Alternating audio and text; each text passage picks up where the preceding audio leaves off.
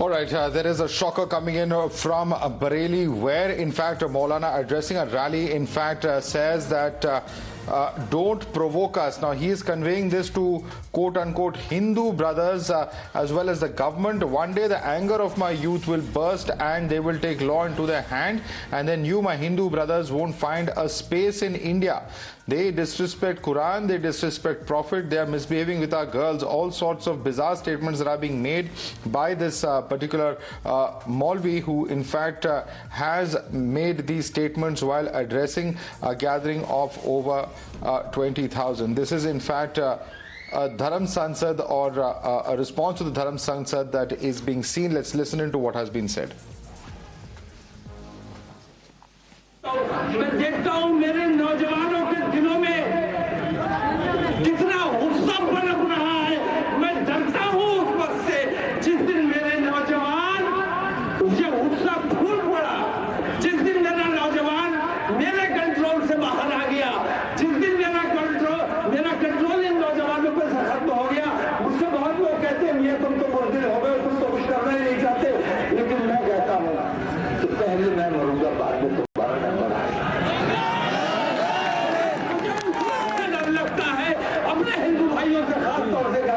मुझे उस वक्त से डर लगता है जिस दिन मेरा ये नौजवान कानून अपने हाथ में ले लेगा। हाँ, वीडियो हो गई कंप्लीट। जिस दिन ये नौजवान ये कानून हो गया और कानून अपने हाथ में लेने पर मजबूर हो गया, तो तुम्हें हिंदुस्तान में कहीं पनाह नहीं मिलेगी।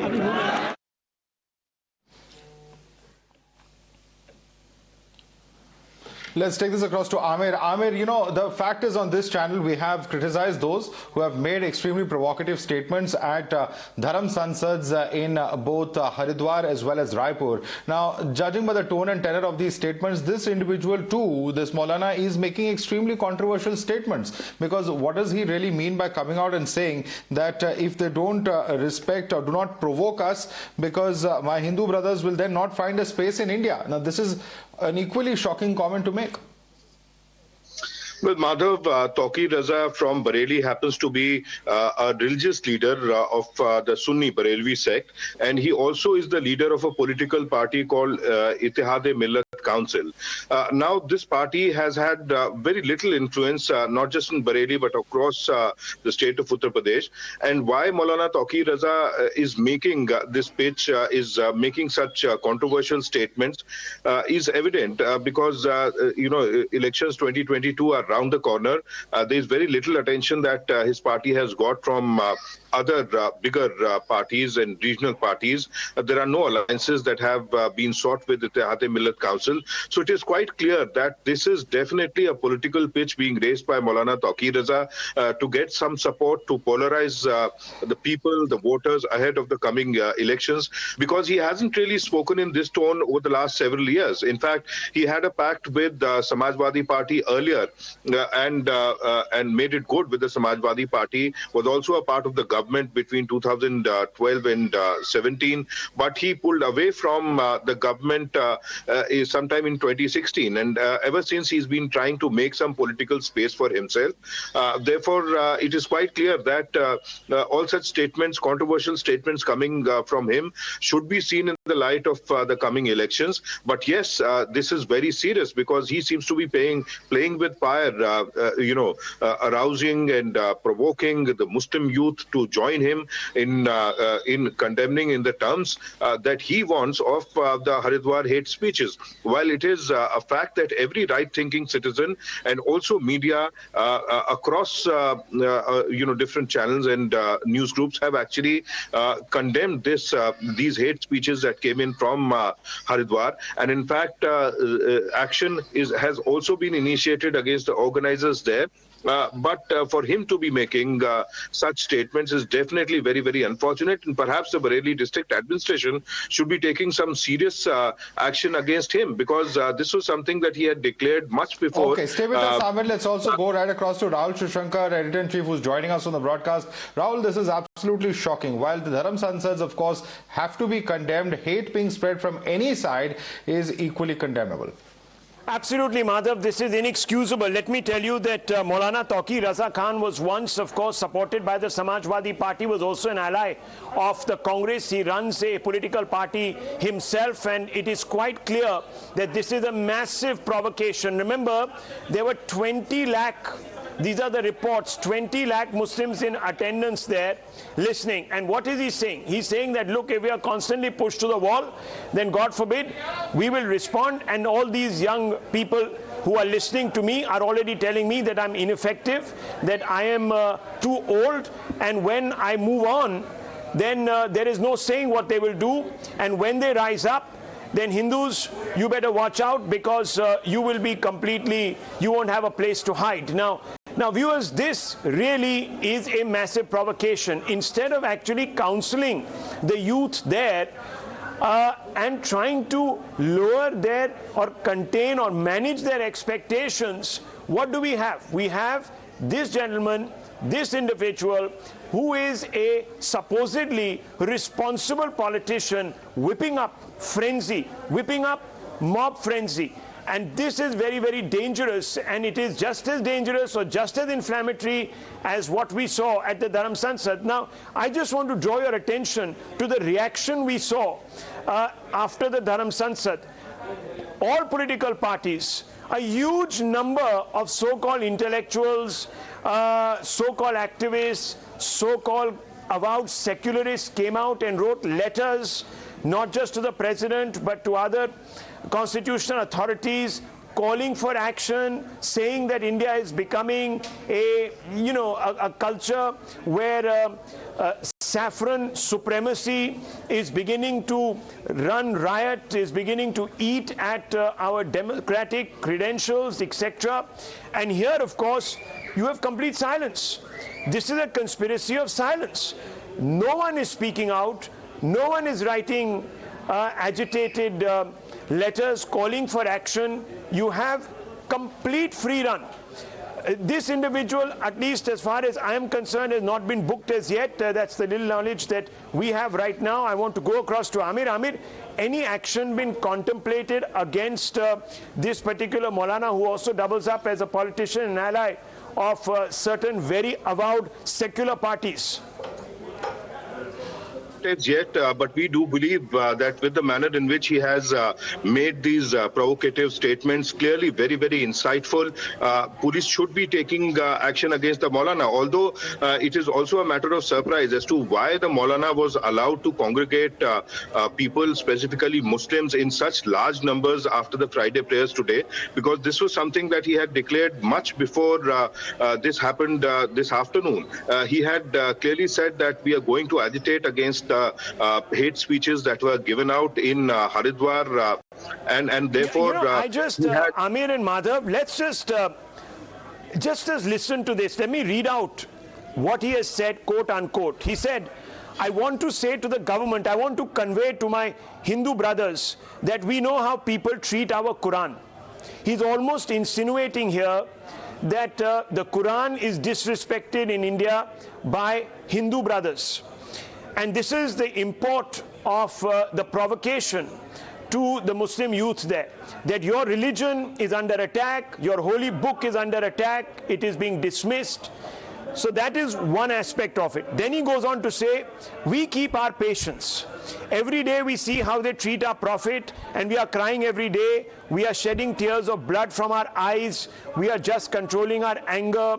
We see how they treat our mothers and sisters. They are telling to their youth to brainwash Muslim girls and force them to flee with them. Don't you feel ashamed? Now, he is invoking their sense of pride by suggesting that their community, not just their faith, but their community is under attack, that their community is being constantly demeaned in this country, that their wives, mothers and sisters are berated by so-called Hindu brothers that this gentleman alludes to. And then he goes on to say, don't you feel ashamed?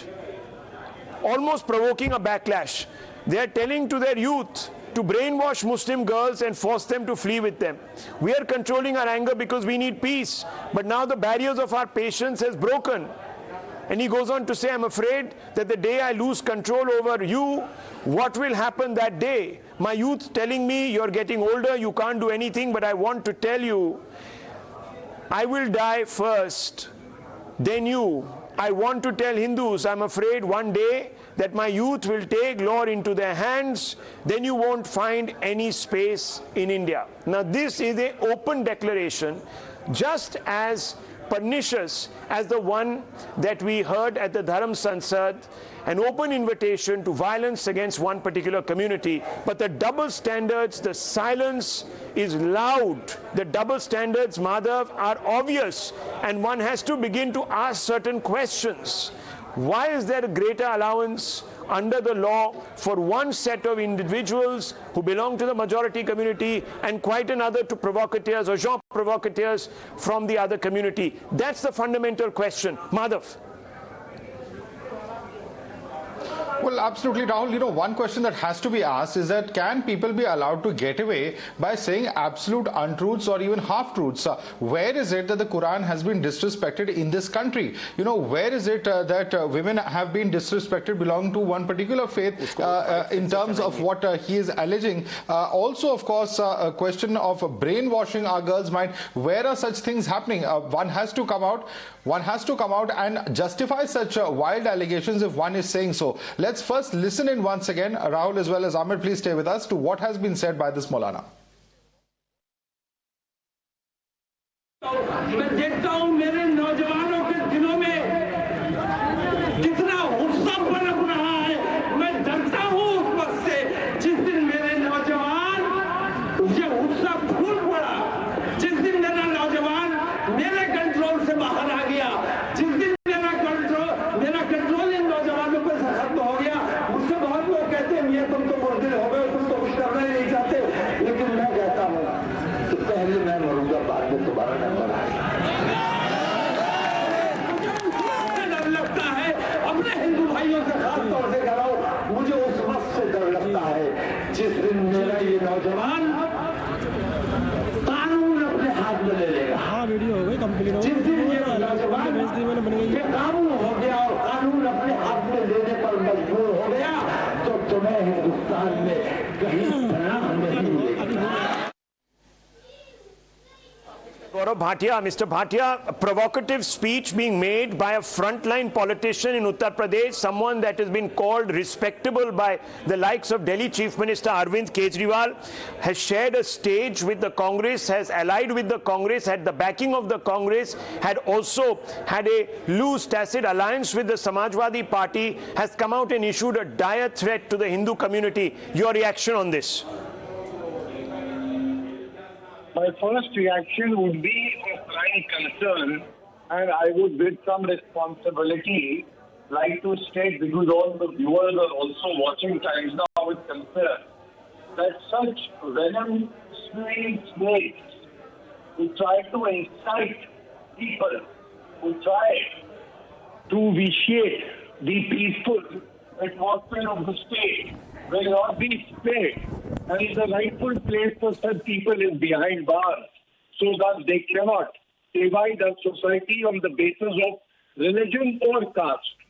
And his speech, which I've heard, I can very responsibly say, is nothing but a speech which incites people to take law in their own hands, to resort to violence, and this will not be tolerated in Uttar Pradesh. We have a chief minister who will be tough with such perpetrators of crime.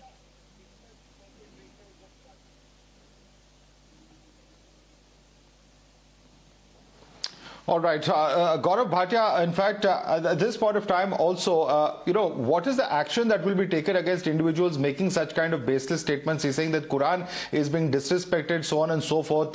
For those who are making such provocative statements, what is it that the law will take in terms of action against this individual? Can you assure the viewers? Since I am a party spokesperson, being the national spokesperson, I would be going out of my boundary if I say something on the bit of what action will be taken. But yes, I must say that legally speaking, whatever hateful speech he's made is an offence under the Indian Penal Code section 153A, and the Uttar Pradesh government is very vigilant and responsible. And in the past also we have seen such people have not been spared. And following the procedure of law, the right place for such people is behind bars. And I'm sure a tough Chief Minister like Yogi Adityanath ji, a Chief Minister who has reigned in the likes of Mukhtar Ansari and Atiq Ahmed, will also ensure that the people of Uttar Pradesh can live in peace and harmony.